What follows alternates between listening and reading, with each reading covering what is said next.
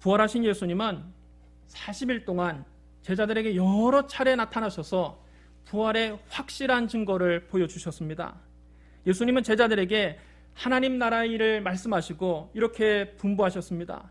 예루살렘을 떠나지 말고 내게서 들은 바 아버지께서 약속하신 것을 기다리라. 요한은 물로 세례를 베풀었으나 너희는 몇 날이 못되어 성령으로 세례를 받으리라. 오직 성령이 너에게 임하시면 너희가 권능을 받고 예루살렘과 온 유대와 사마리아와 땅끝까지 이르러 내 증인이 되리라. 이 말씀을 마치신 후에 예수님은 제자들이 보는 앞에서 하늘로 올라가셨습니다. 예수님의 부활과 승천을 목격한 제자들은 주님이 분부하신 대로 예루살렘의 한 다락방에 모였습니다. 마가의 다락방에 모인 제자의 수는 약 120명이나 되었습니다. 그들이 그곳에서 마음을 같이해서 열흘 동안 오로지 기도에 힘썼습니다. 오순절날이 이르자 갑자기 하늘에서 급하고 강한 바람 같은 소리가 나고 불의 혀같이 갈라지는 것이 각 사람 위에 하나씩 임하더니 그들이 다 성령의 충만함을 받고 성령의 말하게 하심을 따라 다른 언어로 말하기 시작했습니다. 예수님께서 약속하신 성령이 제자들에게 임하신 겁니다. 이것이 오순절 성령 강림 사건입니다. 첫째로 성령님은 교회를 세우셨습니다. 우리 사도행전 2장 1절 말씀을 같이 읽겠습니다. 사도행전 2장 1절 말씀 함께 읽겠습니다. 오순절 날이 이미 이름에 그들이 다 같이 한 곳에 모였더니, 오순절은 유월절과 함께 이스라엘의 가장 큰 절기 중에 하나입니다. 유월절은 이스라엘 백성들이 애굽의 종살이에서 해방된 것을 기념하는 절기입니다. 출애굽 당시에 하나님께서 애굽의 모든 집에 재앙을 내리셨습니다. 마다들이 죽는 재앙을 내리셨습니다. 그러나 이스라엘 백성들은 흠없는 어린 양을 잡아서 그 피를 문설주와 임방에 발라서 그 재앙을 면할 수 있었습니다. 하나님께서 어린 양의 피를 보실 때에 그 집에는 재앙을 내리지 않고 그냥 넘어가셨습니다. 여기에서 넘어가다 패스오버, 유월이라는 말이 나왔고 유월절이라는 절기가 생기게 된 것입니다. 예수님은 이 유월절에 십자가에 못 박히셨습니다. 유월절 어린 양은 십자가에서 피 흘리신 우리 주 예수 그리스도를 상징하는 것입니다. 오순절은 50일째 되는 날, 이런 뜻입니다.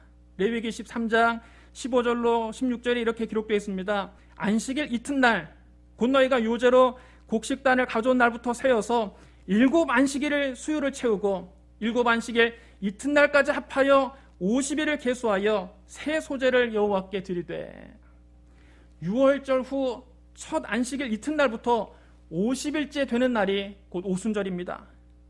안식일 이튿날, 곧 안식 후 첫날은 우리 주 예수님이 부활하신 날입니다. 그러므로 오순절은 예수님께서 부활하신 지 꼭 50일째 되는 날입니다. 성령님께서 이 오순절날 임하셨습니다. 6월절이 예수 그리스도의 십자가 사건의 모형이라면 오순절은 성령 강림 사건의 그림자입니다. 그런데 오순절이 되면 이스라엘에서는 원래 보리 추수기가 시작됩니다. 그래서 오순절을 다른 말로 맥추절이라고도 합니다. 이날에 이스라엘 백성들은 수확의 기쁨을 주신 하나님께 감사를 드리는 축제를 가졌습니다. 성령님께서 보리를 추수하는 시기인 오순절에 임하신 데에는 영적인 깊은 의미가 담겨 있습니다. 성령님은 추수하기 위해서 오신 것입니다. 구약시대의 오순절이 보리 추수기라면 신약시대의 오순절은 영혼의 대추수기가 왔음을 우리에게 알려줍니다. 성령님께서 하시는 사역은 바로 택함받은 백성들을 추수하는 일입니다. 하나님은 만세전부터 우리를 구원하기로 계획하셨습니다. 예수님은 십자가 위에서 죽으시고 장사재난 받은 지 사흘 만에 부활하셔서 하나님의 구원 계획을 성취하셨습니다. 성령님은 이 성취된 구원 계획을 각 개인에게 적용시키는 일을 하십니다. 고린도전서 12장 3절에 이렇게 기록되어 있습니다. 성령으로 아니하고는 누구든지 예수를 주시라 할 수 없느니라. 성령님께서 우리 마음문을 열어주셔야 십자가에서 죽으시고 부활하신 예수님이 나의 구주가 되신다는 사실이 믿어지는 것입니다. 성령님께서 택함받은 영혼을 추수하기 위해 강림하셨기 때문에 오순절 성령 강림 이후에 복음이 예루살렘과 온 유대와 사마리아와 땅끝까지 급속도로 전파된 것입니다. 그런데 성령님은 잃어버린 영혼을 추수하는 그 사역을 교회를 통해서 하십니다. 사도행전 2장 1절에 보면 그들이 다 같이 한 곳에 모였더니 라고 했습니다. 120명의 제자가 모였던 마가의 다락방이 바로 최초의 교회입니다. 성령님께서 그 자리에 모인 120명의 임하심으로 이 땅에 처음으로 교회가 탄생했습니다. 성령님은 교회를 통해서 잃어버린 영혼을 수확하십니다. 성령님은 오늘날 저와 여러분을 통해서 잃어버린 영혼을 수확하기를 원하십니다. 우리의 가정과 학교와 직장과 마을이 바로 우리의 1차 선교지입니다. 우리는 가정과 학교와 직장과 마을에 선교사로 파송된 것입니다.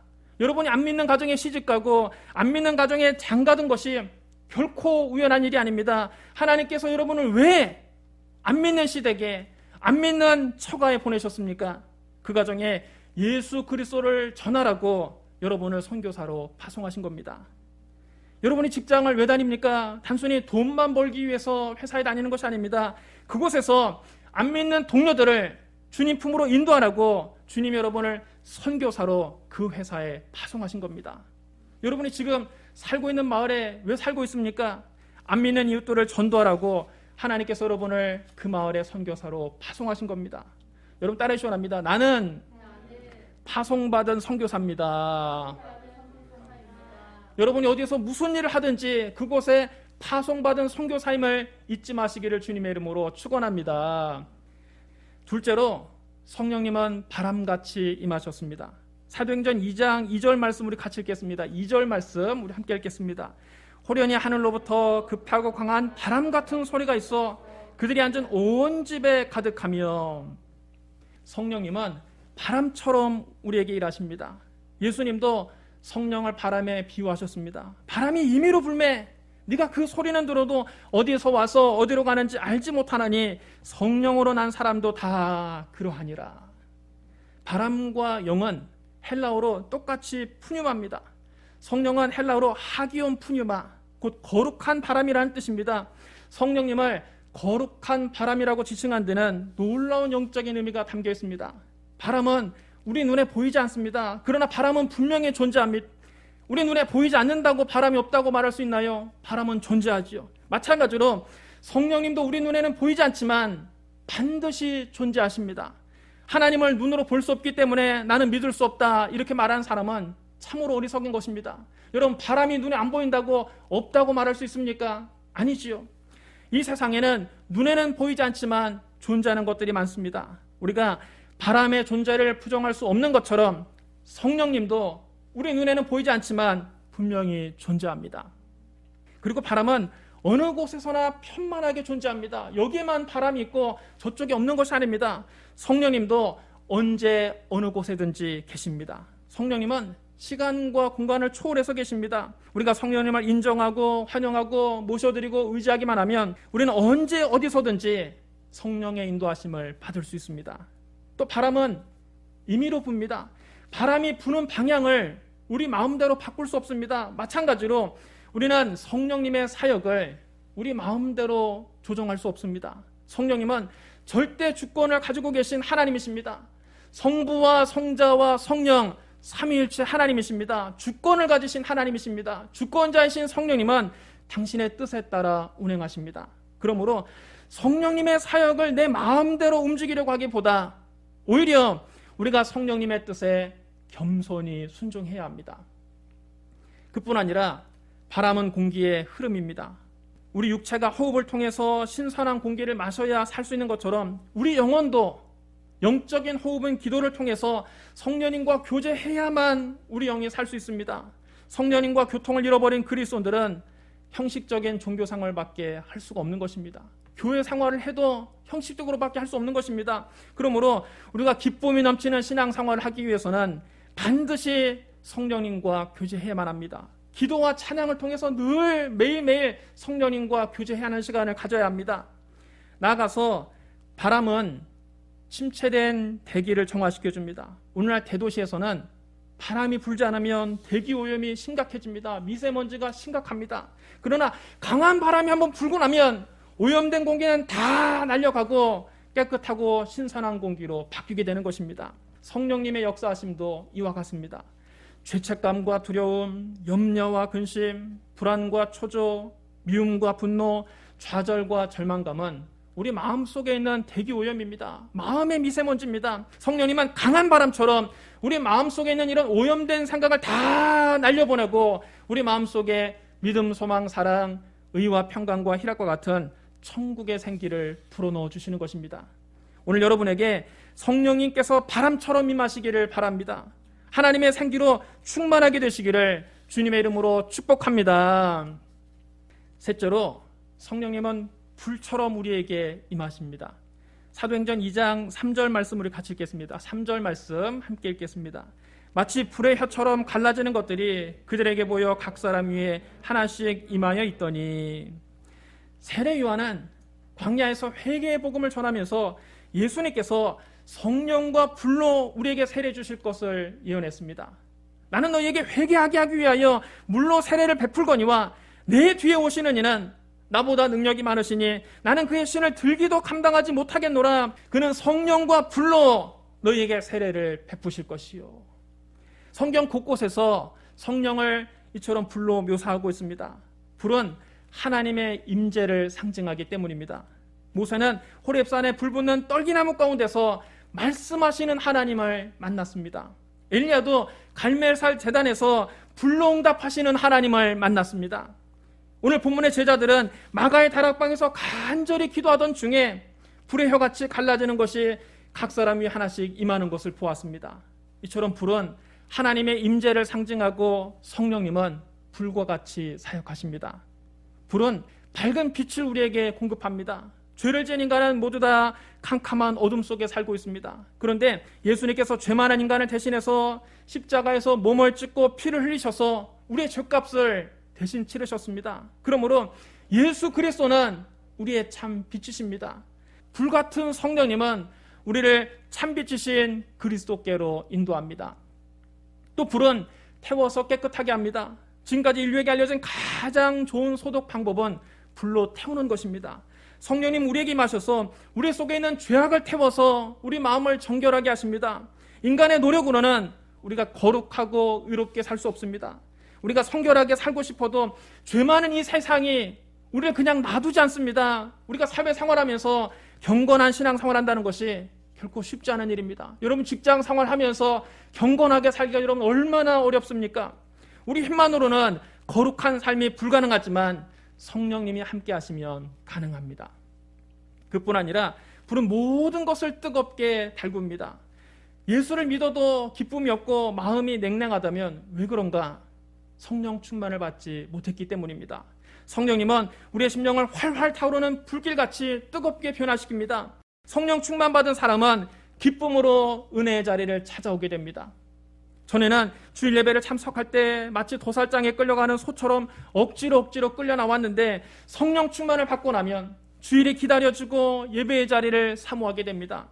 성령 받으면 하나님의 말씀이 꿀처럼 달게 됩니다. 전에는 성경을 봐도 도대체 무슨 말인지 하나도 모르겠고 말씀을 읽어도 자꾸 의심이 생기고 믿음이 오지 않았는데 성령 충만을 받으면 말씀 한 절 한 절이 꿀송이보다 달게 느껴집니다.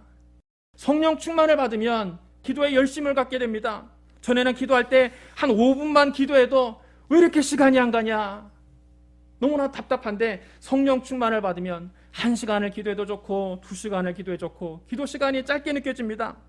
성령 충만을 받으면 가슴 속에 전도의 열정이 생기게 됩니다. 전에는 사람들을 만나서 예수 믿으라고 말하기가 너무나 부끄러웠는데 성령 충만을 받으면 이제는 복음을 전하지 않고는 견딜 수 없는 전도의 열정이 생기게 되는 것입니다. 그 영혼이 너무나 불쌍한 것입니다. 믿지 않는 부모님이 너무나 불쌍하고 믿지 않는 형제가 너무나 불쌍하고 믿지 않는 이웃이 너무나 불쌍하고 그들에게 담대하게 복음을 전할 수 있는 용기가 생기는 것입니다. 이처럼 성령님은 우리에게 주님을 향한 뜨거운 열정을 불어넣어 주십니다. 나아가서 불은 동력을 제공합니다. 오늘날 우리가 누리는 모든 문명은 불의 힘을 이용한 것입니다. 성령님은 우리에게 복음 전파 열정만 주시는 것이 아니라 전도할 수 있는 능력도 함께 주십니다. 그래서 예수님 말씀하셨습니다. 볼지어다 내가 내 아버지께서 약속하신 것을 너희에게 보내리니 너희는 위로부터 능력으로 입혀질 때까지 이 성에 머물라. 예수 믿자마자 밖에 나가서 전도하라고 하지 않으셨습니다. 밖에 나가서 선교하라고 하지 않으셨습니다. 전도와 선교하기 전에 먼저 위로부터 내리는 능력을 입으라고 주님은 말씀하셨습니다. 위로부터 주어지는 성령의 능력 없이 인간적인 힘으로 그리스도의 증인이 된다는 것은 무모한 일입니다. 우리 힘으로는 절대로 다른 사람을 변화시키지 못합니다. 다른 사람은커녕 내 자신도 변화시키지 못합니다. 우리는 깨어지기 쉬운 질그릇에 불과합니다. 심히 큰 능력은 우리에게 있지 않고 하나님께 있습니다. 그러므로 우리는 성령의 능력을 받아서 성령의 능력으로 전도해야 합니다. 오늘 우리의 가슴이 성령으로 뜨거워지기를 바랍니다. 우리 속에 세상의 헛된 것들이 성령의 불로 태워지고 하나님의 은혜가 활활 타오르게 되기를 바랍니다. 영혼 구원의 열정이 여러분 가슴 속에 타오르기를 바랍니다. 저와 여러분을 통해서 성령의 능력이 나타나기를 주님의 이름으로 축복합니다.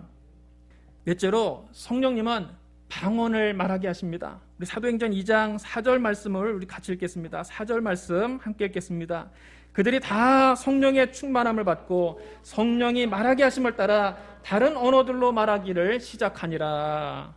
예수님의 제자들은 대부분 갈릴리의 어부 출신들이요, 가난하고 소외된 사람들입니다. 그들이 외국어를 배워본 적이 없는 사람들입니다. 그런데 그들의 성령의 충만함을 받자 성령의 말하게 하심을 따라서 다른 언어를 유창하게 말하기 시작했습니다.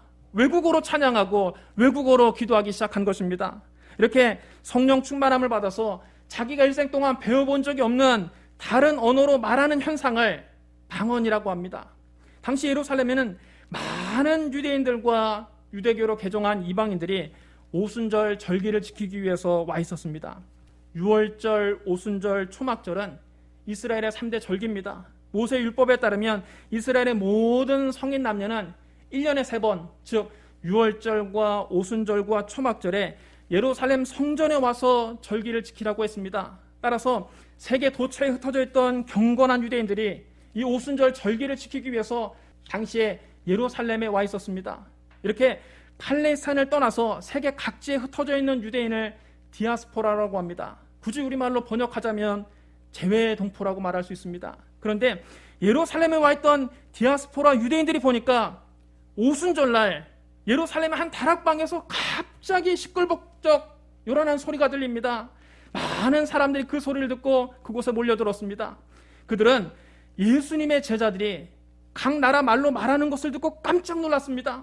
그들은 이 일을 너무나 신기하게 생각하며 서로에게 물었습니다. 보라, 이 말하는 사람들이 다 갈릴리 사람이 아니냐? 갈릴리 촌놈들이 아니냐? 우리 각 사람이 난것 방언으로 듣게 되는 것이 어찌미냐? 외국에서 온 사람들이 보니까 자기들 말을 이 갈릴리 촌놈들이 하고 있거든요. 너무나 신기했습니다. 어떤 이들은 그들이 이렇게 외국어로 말하는 것을 보고 그들이 세술에 취했다고 조롱하기도 했습니다.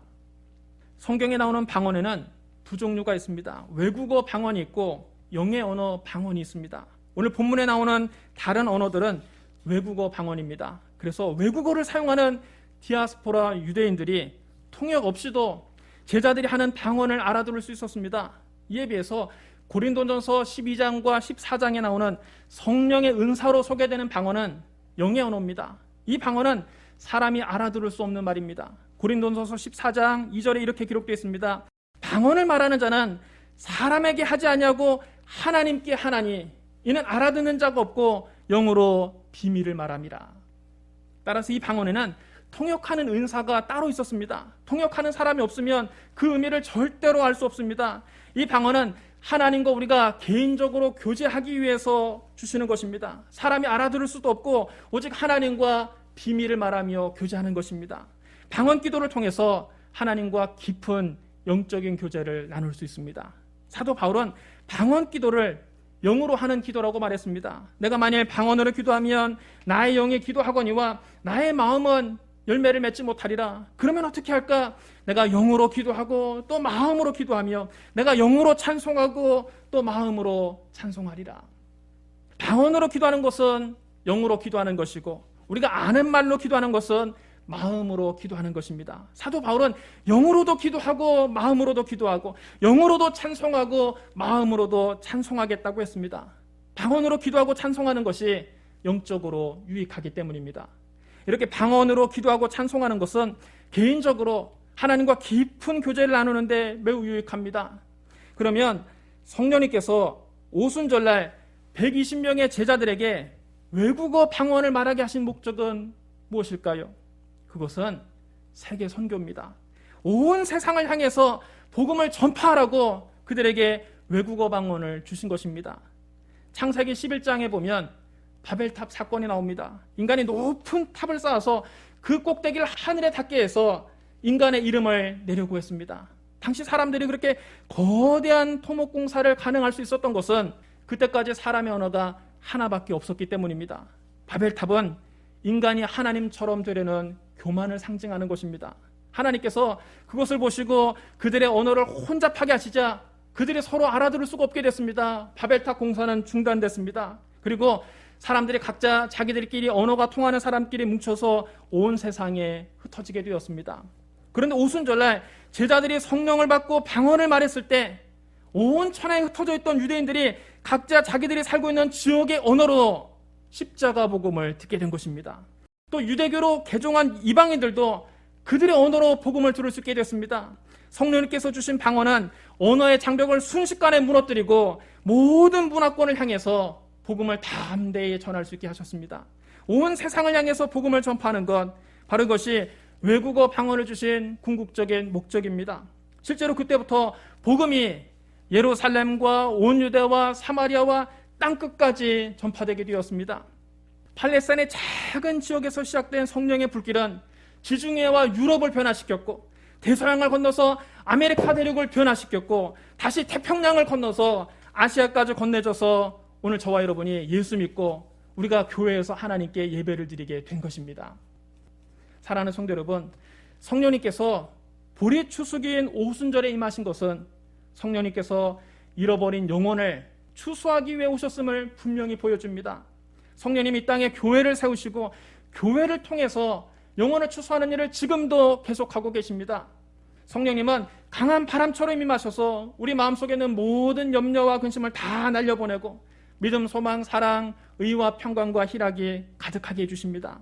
성령님은 불처럼 오셔서 냉랭한 우리 마음을 뜨겁게 변화시키고 예배와 말씀, 기도와 전도에 능력을 주십니다. 성령님은 세계의 선교의 문을 활짝 열어주셨습니다. 오늘 성령의 충만함을 받아서 성령님이 주시는 놀라운 변화를 체험하고 위로부터 내려주시는 능력을 입는 저와 여러분이 되시기를 주님의 이름으로 축원합니다. 우리 기도하겠습니다. 사랑과 은혜가 풍성하신 하나님 아버지, 오순절날 우리에게 약속하신 성령을 내려주시니 감사합니다. 성령이여 오늘 우리에게 충만히 임하여 주시옵소서. 바람같이 불같이 우리에게 임하여 주시옵소서. 우리를 변화시켜 주시옵소서. 성령이 우리를 사용하여 주시옵소서. 성령님과 함께 잃어버린 영혼을 추수하게 하여 주시옵소서. 예수님 이름으로 감사하며 기도드리옵나이다. 아멘.